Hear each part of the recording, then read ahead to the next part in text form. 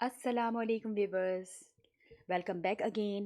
कैसे हैं आप सब? उम्मीद है कि सभी बहुत ठीक होंगे और मज़े में होंगे।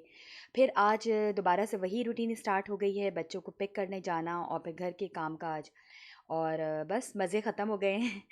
और यहाँ पर मैं ब्रेकफास्ट के लिए अपने शामी कबाब और थोड़ा सा मैंने यहाँ पर जो अपना फुल कॉर्न जो यहाँ पर इसको कहते हैं ऑर्गेनिक जो ब्रेड होती है वो मैंने यूज़ की हुई है।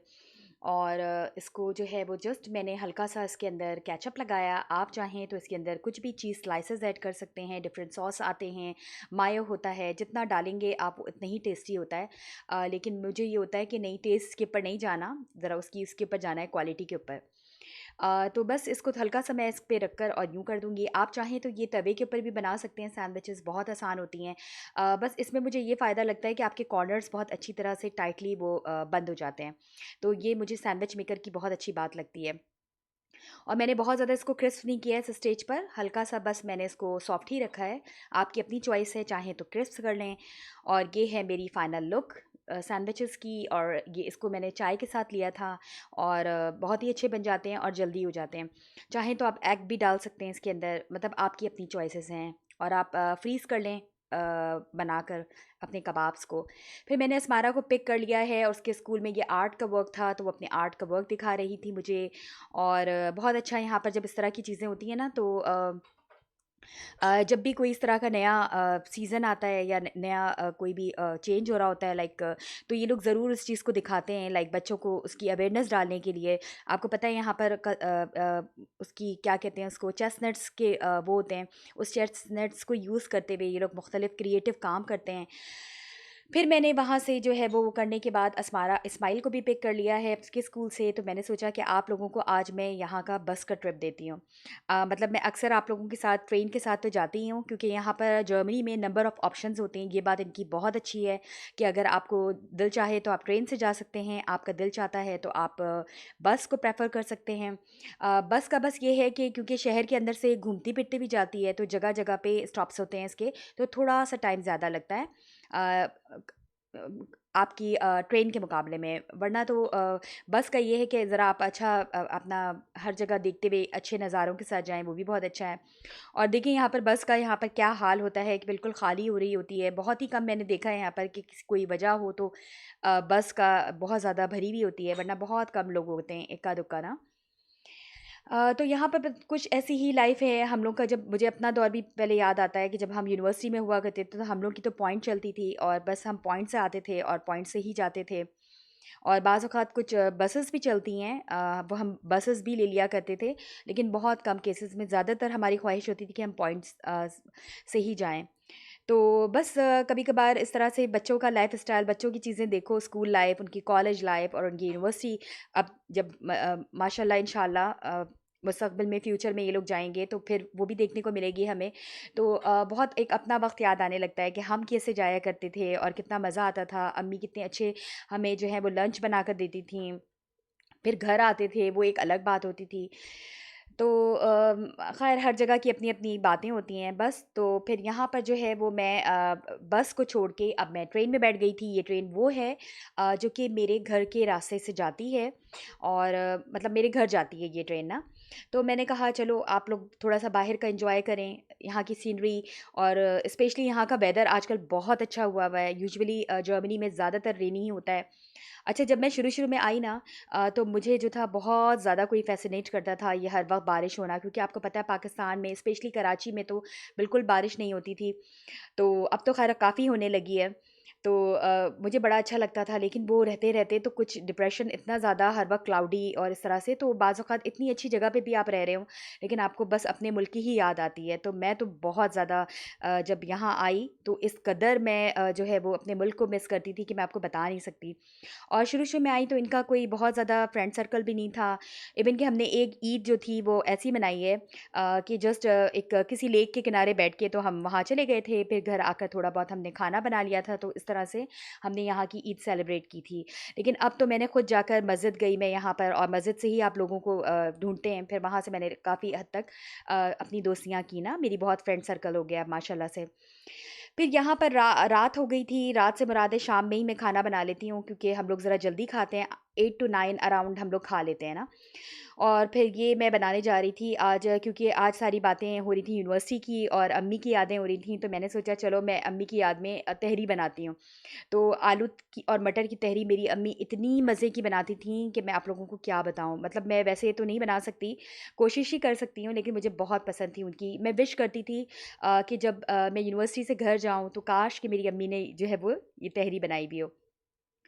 तो इसके अंदर जस्ट मैंने ऑयल के अंदर कुछ खड़े मसाले डाले हैं। खड़े मसाले में 1 इंच का बड़ा दालचीनी का टुकड़ा नज़र आ रहा है आप लोगों को, 3 क्लोव्स हैं इसके, लौंग है 3, आपके पास सब्ज़ इलायची है, और बे लीव्स हैं 2 के करीब, 2 छोटे-छोटे से, और 4 टू 5 ब्लैक पेपरोनी मैंने डाला है, और ऑयल के अंदर इसको जस्ट थोड़ा-सा सौटे करेंगे इसके अरोमा डेवलप होने तक, क्योंकि उसकी एक अच्छी खुशबू आती है। अच्छा, मैं इसमें एक चीज़ डालना भूल गई हूँ, वो है सफ़ेद ज़ीरा, वो मैं बाद में डाल दूँगी, अभी मुझे बिल्कुल याद नहीं था तो वो मैं भूल गई थी। आपको पता है कोई भी शाही ज़ीरा हो या इस तरह का हो, तो सफ़ेद ज़ीरा हो तो ये पुलाव में लाज़मी डलता है। बस मैंने 1 मीडियम साइज़ का जो था प्याज़ इसके अंदर फाइनली स्लाइस्ड हुआ हुआ था, वो डाल दिया था। बहुत ज़्यादा आपने ब्राउन नहीं करना इसमें, आपको पता ही होगा, क्योंकि ब्राउन मैंने आपको पहले भी बताया है बहुत दफ़ा, कि जो आप बिरयानी हो या पुलाव हो या कोई भी तहरी हो, कोई भी चीज़ ऐसी जो कि आप बना रहे हो, तो उसका डिपेंड करता है प्याज़ के ऊपर, कि अगर प्याज़ आपने बहुत ज़्यादा ब्राउन कर दिए तो वो थोड़ा-सा ब्राउन लुक पे जाएगा, और अगर कम ब्राउन किए तो ज़रा खिला-खिला सा रहेगा। तो जस्ट मैंने यहाँ पर 1 बिग साइज़ का जो है वो टोमेटो भी ले लिया है, और यहाँ पर क्लोव्स लिया है, अबाउट 3 क्लोव्स मैंने लिए थे गार्लिक के, यानी कि लहसुन के।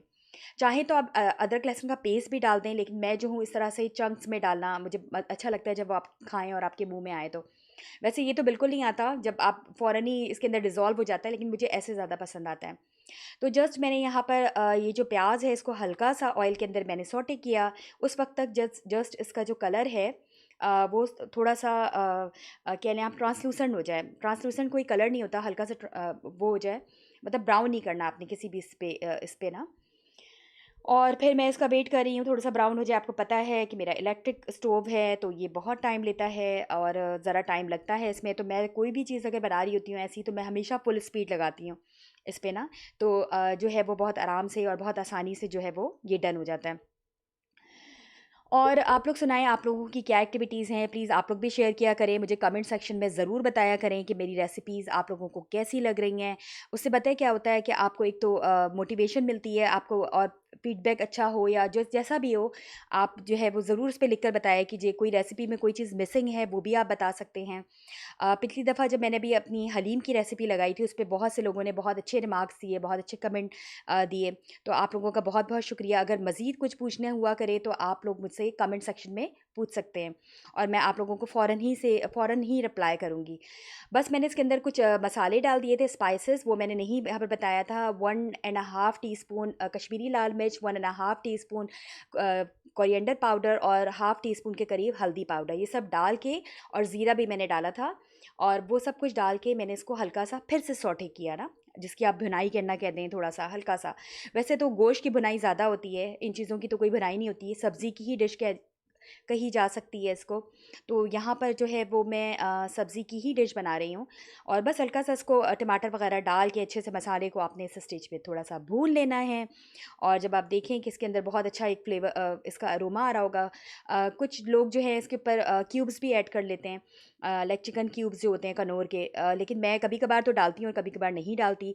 और यहाँ पर इस स्टेज पर जो है वो आपके पास सॉल्ट जाएगा, जो कि अकॉर्डिंग टू योर टेस्ट होगा, मतलब आपकी जो टेस्ट है उसके हिसाब से आप इसमें डाल सकते हैं। मैंने तकरीबन 2 टीस्पून के करीब डाला होगा।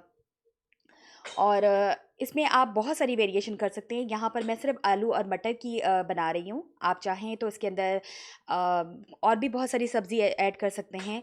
एक मैं आप लोगों के साथ शेयर करूँगी, बहुत ही यम्मी बनती है। वो मेरी डिश है लाइक ब्रोकोली की ना, तो वो भी ऑलमोस्ट इस ब्रोकोली पुलाव कह लें आप उसको। वो भी इसी तरह की रेसिपी से होता है, लेकिन उसमें मैं टमाटर नहीं डालती हूँ, और बहुत ही टेस्टी बनता है वो भी ना। बस इसके बाद मैंने इसके अंदर अपना फ्रोज़न मटर डाल दिया है, और आपके पास 2 जो है वो नहीं सॉरी, 2 मीडियम साइज़ के मैंने इसके अंदर अनियंस जो है वो क्यूब्स कटिंग में करके, सॉरी, पोटैटो मैंने इसके अंदर कट करके डाल दिया है, जैसे कि आपको नज़र आ रहा है। और हल्का-सा मैंने वो जो मेरे पास वाटर कुकर है उसमें पानी को गर्म करके, और वो भी इसके अंदर ऐड करना है। आप चाहें कुछ लोग नलके का भी कर देते हैं, सिंपल टैप वाटर भी कर लेते हैं, आपके पास चॉइस है। लेकिन मुझे लगता है कि कोई भी चीज़ में मैं हमेशा गर्म पानी ऐड करती हूँ, तो उससे फ्लेवर बहुत अच्छा आता है। अब जस्ट मैं इसको स्टीम दे रही हूँ उस वक्त तक कि ये बहुत अच्छी तरह जो है वो पक जाए। और बिल्कुल इस स्टेज पर हमने इसको पकाना नहीं है। अभी जो है वो सौटे करने के लिए मैंने थोड़ा-सा पानी डाला है ताकि आलू और मटर थोड़े से गल जाएँ ना, हल्का-सा, हाफ़ डन हो जाएँ आप कह लें। और जैसे ही आपको लगे कि हाँ भई अब मेरे आलू और जो मटर हैं वो जो हैं बिल्कुल हाफ़ डन हो चुके हैं, तो उस स्टेज पर फिर आपने इसके अंदर राइस ऐड करनी है। यहाँ पर मैंने 1 ग्रीन चिली भी ऐड की है, और 1 टू 2 या 3 डिपेंड्स करता है आपके पास। इस स्टेज पर मेरे पास ज़्यादा थी तो मैंने आई थिंक 3 डाल दी है इसके अंदर। और ये बिल्कुल आपके अपने ऊपर है, ऑप्शनल है, आपके अपने घर के टेस्ट के मुताबिक होता है कि आप कितना स्पाइसेस खाते हैं। स्पाइसी चीज़ों को ज़्यादा लाइक करते हैं, कुछ हमारे घर में थोड़ी खाई जाती हैं, तो फिर मैंने ये किया था। अब यहाँ पर इसके साथ बहुत मज़े का लगता है, ये रायते वाली सलाद कहते हैं इसको, और ये बनती है, बहुत ही टेस्टी लगती है। सिंपल मैंने इसके अंदर नमक डाल के और चाट मसाला डाल के हल्के से जो है वो जो मेरी योगर्ट थी उसको मैंने बीट कर लिया है। और साथ ही मैंने, आप जैसे कि देख सकते हैं बराबर में, अभी मैं आपको मज़ीद और भी दिखाऊँगी, ये सारे मैंने इसके अंदर वेजीज़ कट कर लिए हैं जो सलाद का आइटम है, जिसके अंदर रेड अनियन है, टोमेटोज़ हैं, ग्रीन चिलीज़ है, रेड वाली जो छोटी मूली होती है वो है, और क्यूकम्बर है। तो ये भी आपके अपने ऊपर है, जो भी आप मज़ीद कोई और एडिशन करना चाहें इसके अंदर तो वो आप कर सकते हैं। यहाँ पर मैंने थोड़ा-सा सॉल्ट डाला था, 1 चुटकी करीब इसके अंदर शुगर डाली थी, उससे टेस्ट बहुत अच्छा हो जाता है। और मैंने 1 टीस्पून के करीब ही इसके अंदर चाट मसाला पाउडर डाला था। वैसे मैं यूजुअली जो है धनिया और आपके पास ज़ीरा, उसको सफ़ेद ज़ीरा उसको भून के और उसको ग्राइंड करके रखती हूँ। तो वो भी बहुत अच्छा उसका लाइक फ्लेवर आता है। और सिंपल स्टेज पर मैंने थोड़े से इसके अंदर कोरिएंडर लीव्स डाले थे, और आप चाहें तो मिंट लीव्स भी डाल सकते हैं, यानी कि धनिया और पुदीना। वो दोनों चीज़ें मैंने कुछ उसके अंदर डाली थी और कुछ यहाँ डाली थी। और यहाँ पर मैंने अपने जो सोक राइस थे, जो कि ऑलरेडी मैंने सोक किए हुए थे, वो मैंने इसके अंदर ऐड कर दिया है। जैसे कि सारी चीज़ें आपको नज़र आ रही हैं। इसके अंदर एक और बात मैं बताना भूल गई कि आप लोग चाहें तो शिमला मिर्च भी ऐड कर सकते हैं, बहुत अच्छा फ्लेवर आता है उसका ना। और बस ये देखिए मेरी जो राइस है वो बिल्कुल डन हो चुकी है यहाँ पर। और देखिए कितने अच्छे खिले-खिले से राइस चावल बने हैं। और ज़रूर बताइएगा कमेंट सेक्शन में मुझे कि आप लोगों को मेरी ये रेसिपी पसंद आई कि नहीं आई, या कैसी लगी। और अब हो चुकी थी रात, और बस ये सबसे मुश्किल तरीन काम मुझे लगता है, लॉन्ड्री करना, कपड़ों को सुखाना एंड देन उनको तह लगाना। तो कुछ कपड़े मैंने तह लगाए थे, तो ये मेरे दिन जो है वो इख्तिताम पर जा रहा था। और इस स्टेज पर जो है बच्चे सो चुके थे, क्योंकि उनको नया दिन स्टार्ट करना था, और स्कूल की वजह से बच्चे थोड़ा जल्दी ही सो जाते हैं। तो आई होप कि आपको मेरी ये वीडियो पसंद आई होगी। ठीक है, फिर मिलते हैं अगले व्लॉग में। अल्लाह हाफ़िज़।